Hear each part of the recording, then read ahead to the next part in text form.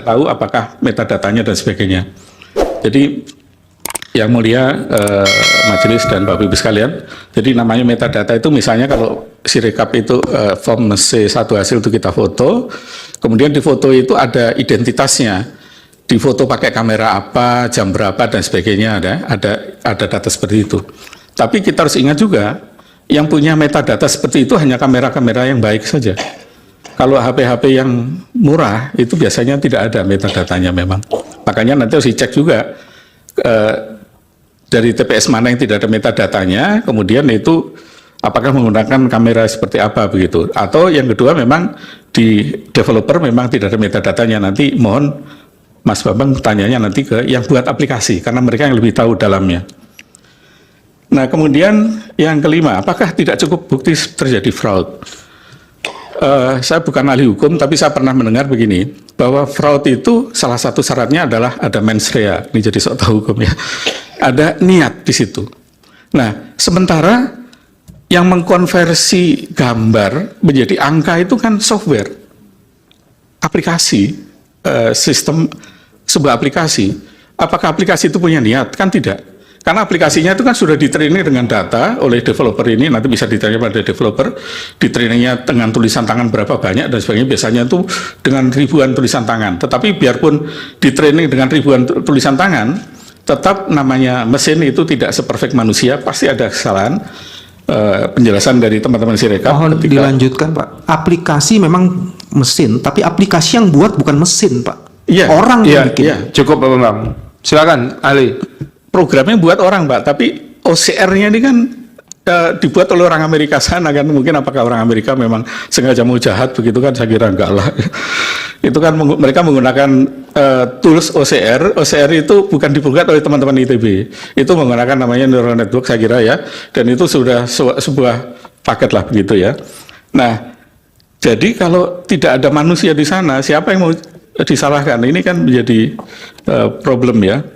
Kemudian yang berikutnya adalah tadi mobile app sudah ya. Kemudian tadi katanya ketika Sirekap itu pada waktu tertentu terjadi perubahan. Memang karena setiap detik itu Sirekap berubah. Pertama karena ada data baru yang masuk. Yang kedua adalah adanya koreksi. Pasti berubah. Sehingga kita ketika menanyakan tadi ditampilkan itu jam berapa, tanggal berapa, itu posisi di situ. Tapi hari yang lain juga berbeda. Nah kemudian tadi disampaikan juga bahwa teman-teman ini masih punya akses kepada Sirekap sampai sekarang. Saya tidak tahu caranya dari mana, karena kalau mereka melakukan akses ilegal, ancamannya Undang-Undang ITE. Jadi harus diingat juga bahwa peretasan maupun akses yang tidak legal itu bisa diancam pidana 6 tahun. Nah saya tidak tahu apakah betul mereka bisa akses sampai tadi malam, karena perhitungan suara manual kan sudah selesai tanggal 20. Mestinya kan sudah tidak ada lagi perubahan. Di Sirekap mau dirubah apapun nggak ada gunanya. SKKPU 360 sudah keluar tanggal 20 Mei. Jadi per 20 Maret. Per 20 Maret itu sudah freeze, suara nggak akan ada berubah. Jadi andaikan di Sirekap dihapus datanya pun juga nggak ada pengaruhnya begitu loh, istilahnya begitu, karena keputusan KPU sudah keluar, keputusan ini sudah keluar yang nggak bisa dirubah kecuali SK-nya KPU yang dirubah begitu. Kemudian untuk Bang Refli ya, kenapa suara sah beda dengan suara paslon? Saya tidak melihat itu Bang. Jadi kalau suara sah presiden dengan totalnya sama, yang beda adalah dengan suara legislatif ya. Ada kalau nggak salah yang Pilpres itu 51 juta, ya ada beda, pokoknya beda ya. Ada antara Pilpres dengan Pileg suara sah. Untuk pemilu presiden 164 juta, 164 untuk pileg juta. 151 juta. Ya, 151 dan 160. Kenapa berbeda? Ya kita tidak tahu, mungkin pemilih, terutama pemilih di desa ya, daripada pusing milih yang partai yang banyak itu, yang calonnya banyak, dia mungkin hanya milih Pilpres saja, tapi tidak milih Pileg, mungkin begitu ya. Kita tidak bisa menuduh bahwa itu ada hal, karena nanti ada sekaligus menjawab pertanyaan yang mulia Prof. Suharto ya, tadi bagaimana bukan Prof. Arief bagaimana menguji kevalitan data tadi ya, nanti saya sampaikan. Nah jadi bisa saja terjadi antara suara Pilpres, suara sah dengan suara sah di legislatif tidak sama. Dan setiap pemilu selalu begitu. Saya ingat 2019 pun juga sama, tidak exactly sama persis. Bukan itu yang saya tanyakan. Yang saya tanyakan tadi kan kemarin itu ada ahli IT atau saksi ya, yang mengatakan bahwa di Sirekap itu ada perbedaan antara suara sah dan suara pilpres semua, suara sah dan suara paslon. Itu beda sampai puluhan juta. Kok bisa terjadi begitu? Ya. Atau jangan ahli yang itu nggak benar? Kan Bapak bisa Sudah bilang Pak gitu. Repli, cukup. Kan nanti kita bandingkan aja dengan kawal pemilu dan yang lain. Kalau hasilnya kawal pemilu juga seperti itu, ya mungkin jangan-jangan ahlinya mungkin nggak ini silakan nanti majelis yang menilai lah ya. Kemudian pertanyaan berikutnya adalah angka yang ada katanya nambah terus. Seperti saya sampaikan tadi, capture saya tanggal 22 Februari itu dua-duanya mengalami.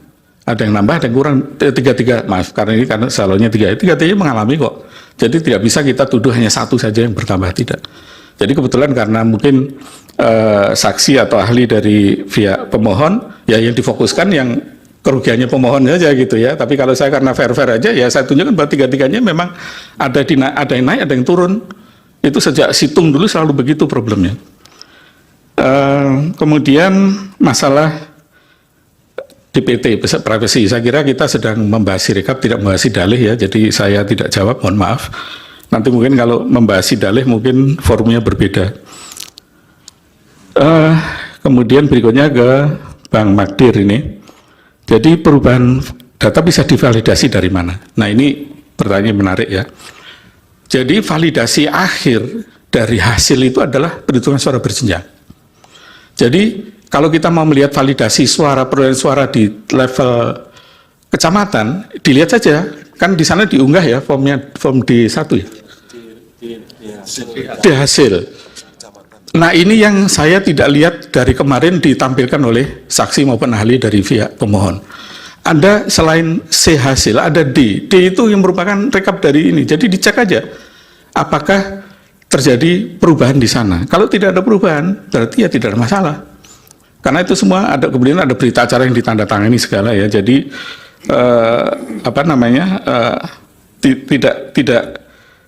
tidak bisa kita mengatakan bahwa data Sirekap itu tidak divalidasi. Memang di awal-awal itu tidak divalidasi, makanya jadi ribut tadi yang di capture kan itu tanggal 15, tanggal 20 gitu.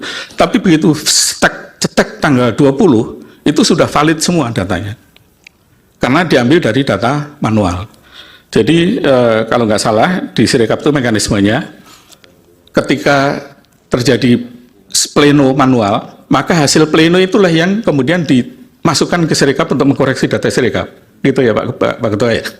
Jadi setelah pleno, data Sirekap pasti sama dengan data perhitungan manual. Tidak akan ada beda. Karena pleno itu mengupdate data tadi. Data Sirekap boleh salah, tapi ketika setelah pleno diupdate, jadi itulah yang benar dalam arti legal karena ditandatangani oleh semua saksi kan. Soal nanti ada manipulasi itu kan masing-masing lah kita tahu lah. Tapi saksi yang semua tanda tangan di sana. Jadi form D itu adalah D